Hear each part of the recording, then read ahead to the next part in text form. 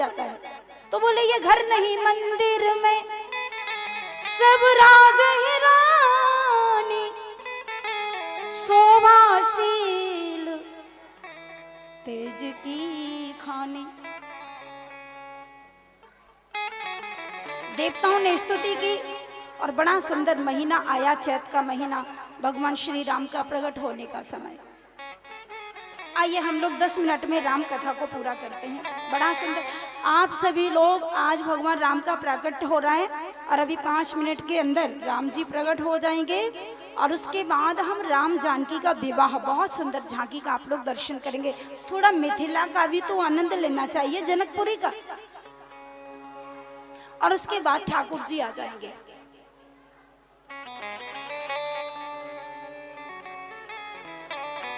सुर समूह विनती कर पहुंचे निज निज धाम, जग निवास प्रभु प्रगटे अखिल लोक विश्राम। चैत का महीना, शुक्ल पक्ष, मंगलवार, पुख्य नक्षत्र, ध्यान देना। और बड़ा सुंदर मुहूर्त है। इसमें ठीक 12 बजे राम जी आ रहे हैं, दिन के 12 बजे। ध्यान देना, भगवान जब भी आते हैं 12 बजे ही आते हैं, चाहे तो दिन के 12 बजे चाहे रात के 12 बजे। राम जी दिन के 12 बजे आए, कृष्ण रात के 12 बजे आए।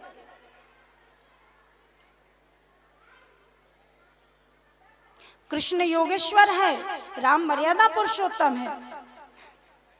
और देखो, जिसको विषयों की भूख को खत्म करना है, कामम क्रोधम चार्षम भयम मोहम तथा, जिसे विषयों को जीतना है वह राम जी का स्मरण करे। और जिसे अपने निज सहज स्वरूप का दर्शन करना है वह कृष्ण का चिंतन करे। दोनों ही भगवान है, दोनों ही भगवान है। तो राम जी दिन के 12 बजे, मंगलवार, बाबा जी की कलम चली। नौमी तिथि मधुमास पुनीता, शुक्ल पक्ष अभिजित हरिप्रीता।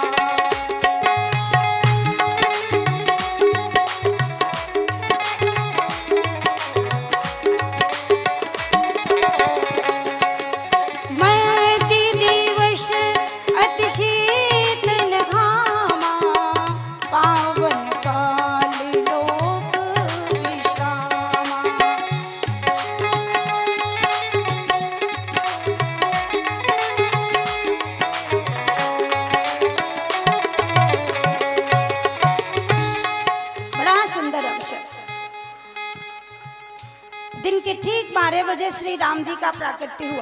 बोलिए रामचंद्र भगवान की, लखन लाल की, भरत लाल की, शत्रुघ्न लाल की, जय जय सीताराम।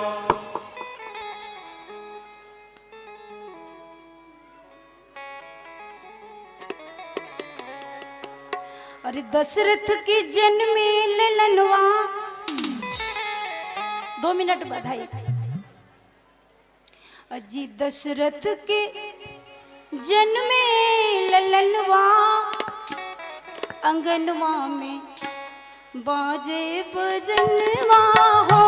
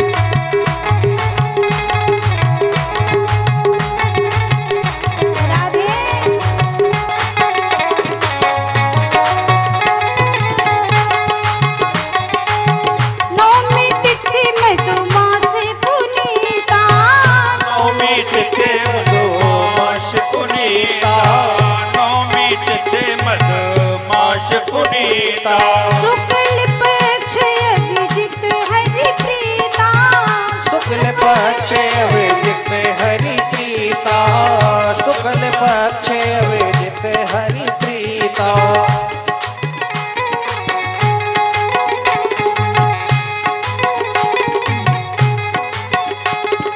शुक्ल पक्ष अभिजित हरि प्रीता शुक्ल पक्ष अभिजित हरि प्रीता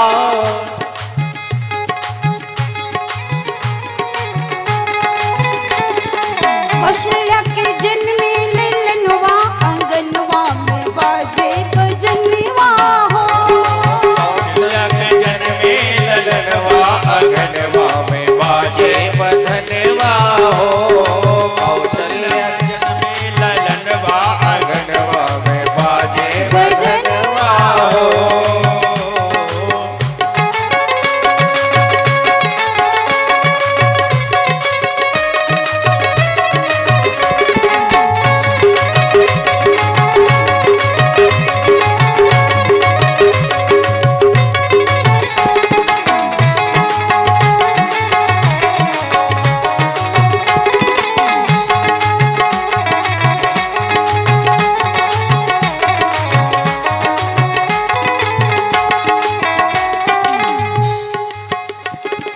मध्य दिवस यति शीतल घामा मध्य दिवस शीतल धामा मध्य दिवस यति शीतल घामा मध्य दिवस शीतल धामा पावन काल लोक विश्रामा पावन काल लोक विश्रामा पावन काल लोक विश्रामा पावन काल लोक विश्रामा छट्टा देख देख हर से सुरनवा छट्टा देख देख हर से सुरनवा अंगनवा में बाजे भजनवा हो ललनवा अंगनवा में बाजे बधनवा जन्मे ललनवा अंगनवा में बाजे बधनवा बाजे भजनवा बाजे भजनवा बाजे भजनवा बाजे भजनवा बाजे भजनवा हो बाजे भजनवा करो दर्शनवा हो करो दर्शनवा करो दर्शनवा करो दर्शनवा करो दर्शनवा करो रे दर्शनवा करो दर्शनवा करो दर्शनवा दशरथ के जन्मे ललनवा अंगनवा में बाजे भजनवा भजनवा हो दशरथ के जन्मे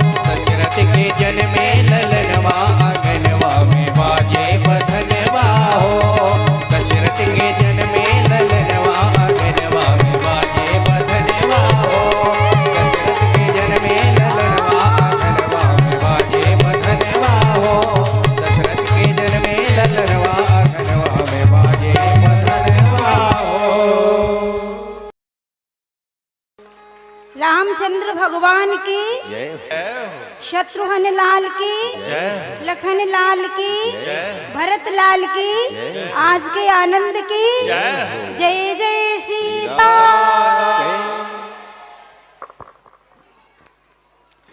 तो इस प्रकार से भगवान राम प्रकट हुए।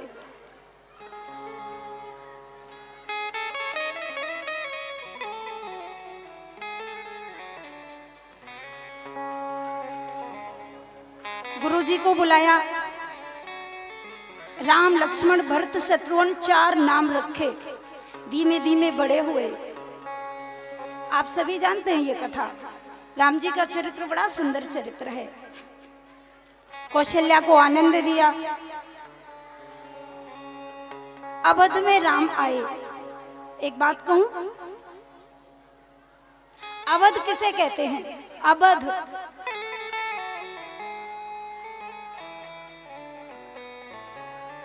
जहां पर किसी का वध नहीं होता वही अवध है। वध का मतलब बाण बंदूक से मारने का नाम वध नहीं होता। जहां पर किसी का दिल नहीं दुखाया जाता, जहां पर किसी जीव को सताया नहीं जाता। यदि हम किसी भी प्राणी को कष्ट न दें तो ये हमारा मानव शरीर भी अवध है, और इसमें भी राम जी को आना पड़ेगा। अवश्य आएंगे।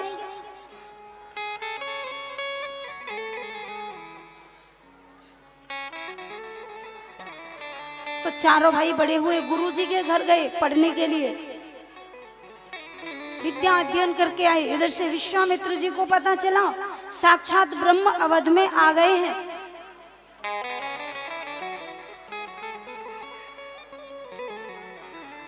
तो राक्षस लोग परेशान करते हैं, इसलिए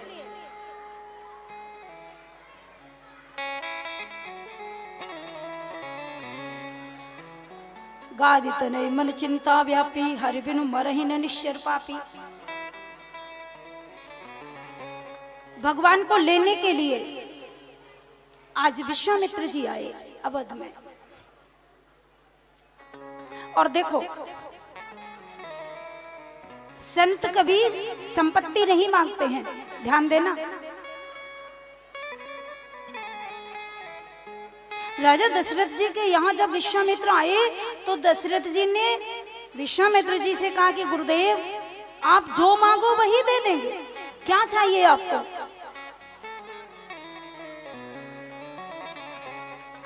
मांगहु भूमि देनो धन को सा, सर्वस देव आजू सहरोसा। भूमि मांगो, धन मांगो, जो भी चाहो मांग लो। शब सुत प्रिय मोहि प्राण की नाई, राम देत नहीं बनई गोसाई। मैं तो राम लक्ष्मण को लेने आया हूं।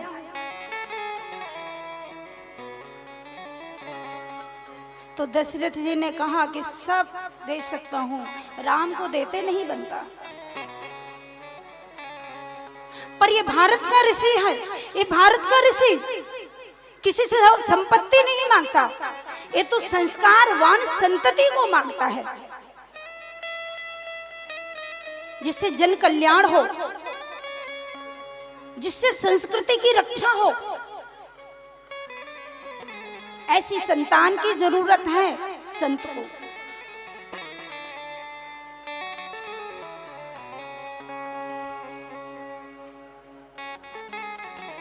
अंत में गुरु जी ने समझाया, ध्यान देना, गुरु होना बहुत जरूरी है, बिना गुरु के कल्याण नहीं होता।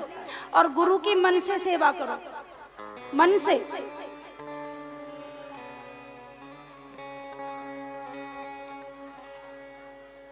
बड़े भाग्य से गुरु जी मिलते हैं। आजकल के तो चेला लोग मंत्र तो ले लेते हैं पर गुरुजी की सेवा नहीं कर पाते। अब वो सेवा इसलिए नहीं कर पाते कि वो शिष्य चेला होते ही नहीं है, वो गुरु ही होते हैं। भाई शिष्य हो तो सेवा करे, अब जो पूरा गुरु ही है तो वो क्या सेवा करेगा। मुझे याद आ गया, एक संत थे, बड़े अच्छे संत, एक चेला था, हरामी था, खाने में नंबर 1 का, खाता बहुत था, काम कुछ नहीं करता। एक दिन गुरुजी रामायण का पाठ कर रहे थे, ध्यान देना, पानी बरसने लगा। अब जब गुरुजी तो पाठ कर रहे थे और बाहर गाय बंधी थी खूंटा पर, तो जो गाय बंधी थी खूंटे पर, तो गुरुजी ने अपने शिष्य से कहा कि बेटा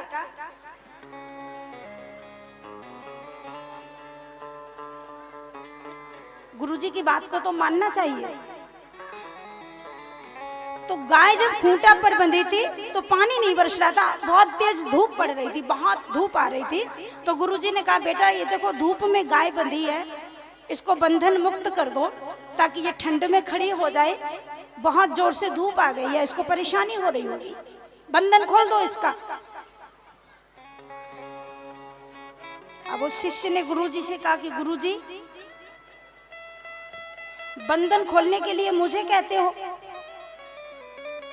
बंधन शिष्य कब से खोलने लग गया, बंधन तो गुरुजी ही खोलते हैं। महाराज बंधन हम नहीं खोल पाएंगे, आप कह रहे हो इसको मुक्त कर दो, मुक्त करना हमारा काम कहाँ, ये तो गुरुजनों का काम है, आप ही करिए जाकर के, आप ही खोलिए। गुरुजी ने जाकर के गाय को खोल दिया, कोई बात नहीं। अब गुरुजी आकर के अंदर पाठ करने लगे, अब पानी बरसने लगा। जब पानी बरसा, जोर जोर से आवाज आई कि पानी बरस रहा है, तो गुरुजी ने अपने शिष्य से कहा कि चेला बाहर जाके देखो क्या पानी बरस रहा है। अब चेला ने सोचा कि गुरुजी तो हमसे काम करवाना चाह रहे हैं, अब बाहर जाएं तब देख के आए पानी बरस रहा है कि नहीं। एक बिल्ली आई बाहर से अंदर, तो चेला ने गुरुजी से कहा गुरुजी ये बिल्ली आई है, इसकी पीठ को टटोल लो, भीगी होगी तो पानी बरस रहा है और सूखी होगी तो नहीं बरस रहा है। अब गुरुजी ने देख लिया कि ठीक है पानी भी बरस रहा है। अब शाम हो गई, रात हो गई तो दीपक जल रहा था। गुरुजी ने शिष्य से कहा बेटा दीपक बुझा दो, अब क्यों जल रहा है, बंद कर दो। शिष्य ने कहा गुरुजी तुम भी खामा खाम की बात करते हो, रामायण में तो लिखा है कि मुंह धो नहीं नकतों को नाई, आंखें बंद कर लो तो दीपक दिखेगा ही नहीं, काहे को हमें परेशान करते हो। अब बेचारे गुरुजी उठे, उन्होंने दीपक को भी फूंक मार के बुझा दिया। गुरुजी ने जान लिया कि चेला नहीं है, पूरा गुरु ही है। अब दूसरे दिन कोई भगत आ गया लड्डू लेकर भगवान को चढ़ाने के लिए। गुरुजी ने तुरंत लड्डू का भोग लगाया और चेला को कहा चेला ये लो प्रसाद लो। चेला आ गया, गुरुजी ने कहा लड्डू लो प्रसाद लो। चेला ने कहा गुरुजी क्षमा करना, मैंने आपकी 3 आज्ञाओं का पालन नहीं किया और यदि 4थी आज्ञा का भी पालन नहीं करूंगा तो घोर नरक में जाऊंगा।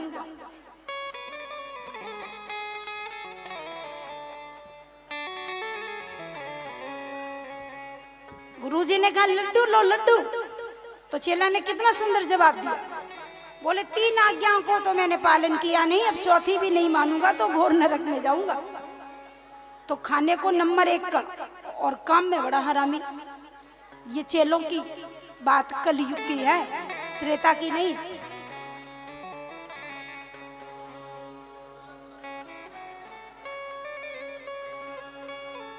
श्री वृंदावन बिहारी लाल की जय।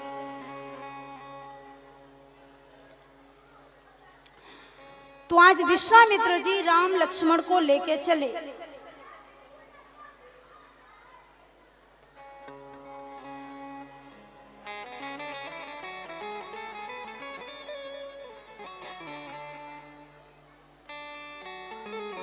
विश्वामित्र जी के साथ राम लक्ष्मण। अब देखिए, सुबाहु मारीच को मारने के लिए भगवान जा रहे थे, लेकिन सुबाहु मारीच को पहले नहीं मारा, पहले ताड़का को मारा। क्यों? भगवान ने सोचा बाद में मारूंगा, पहले उसको मारूं जहां से राक्षस पैदा होते हैं। काम, क्रोध, मद, लोभ ये राक्षस हैं, परंतु इनको जन्म देने वाली जो वासना है ना, पहले उसको मारना चाहिए। तो जो ताड़का है वो वासना है।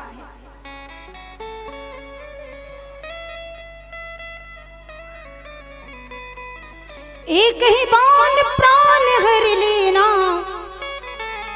दीन जानते निज पद दीना। आज उसको भी अपना धाम दे दिया।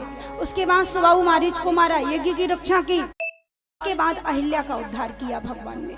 बोलिए रामचंद्र भगवान की। अब बड़ा सुंदर प्रसंग है, आप लोग 5 मिनट ध्यान से सुने।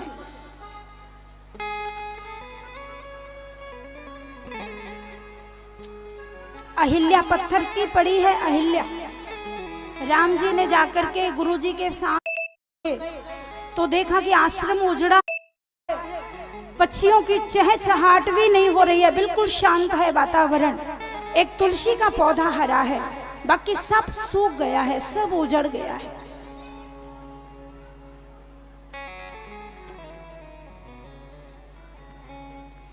गौतम नारी श्राप बस उपल देह धर दीर, चरण कमल रज चाहती,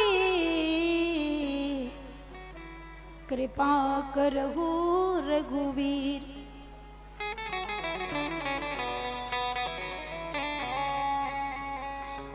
आज राम जी ने गुरुजी से कहा, गुरुजी आप इस आश्रम में मुझे लेके आए हो, इस आश्रम में तो सब उजड़ा उजड़ा लग रहा है, कुछ भी अच्छा नहीं लग रहा है, आप मुझे यहाँ क्यों लेके आए?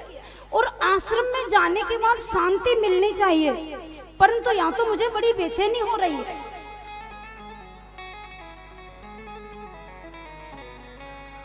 गुरुजी ने समझाया राम जी को, बेटा राम,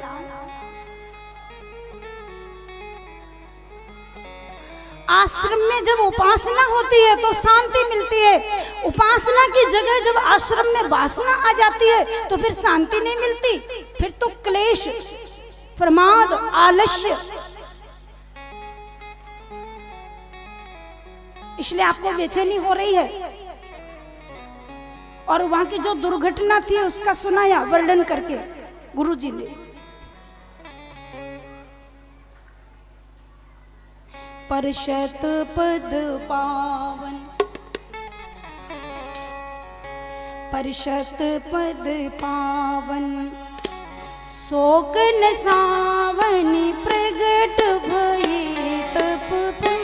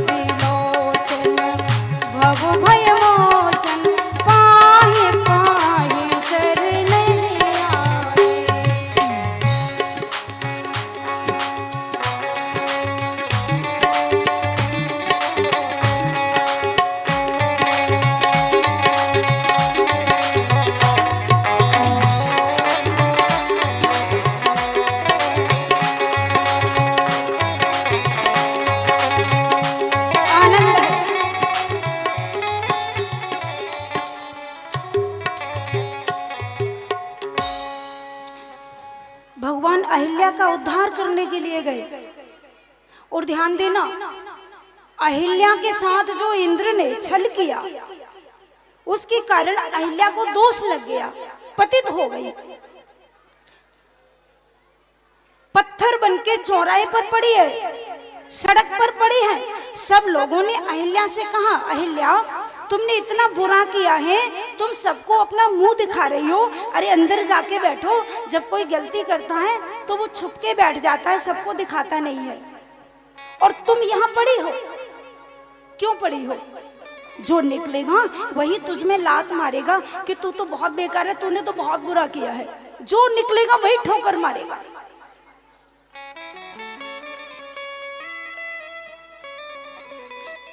अहिल्या ने कहा, मैंने पाप किया है तो मैं अंदर नहीं बैठूंगी, मैं चौराहे पर पढ़ूंगी, चौराहे पर ही पड़ी रहूंगी।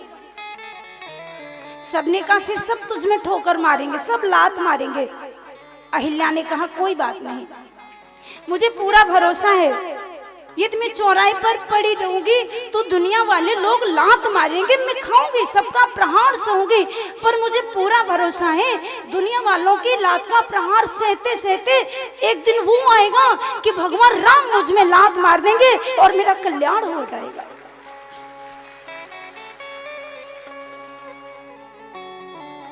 राम जी के चरण के ठोकर से मैं तर जाऊंगी, पर मैं अंदर मुंह छुपा के नहीं रहूंगी। कितना सुंदर संदेश है।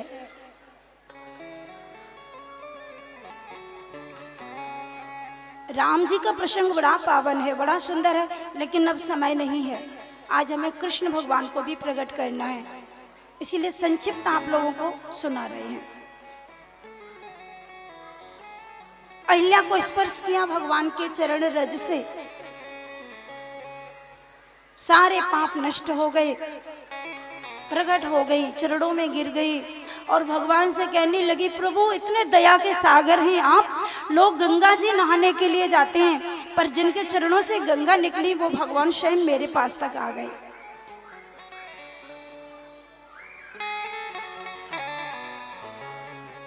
और कितनी सुंदर बात कही, भगवान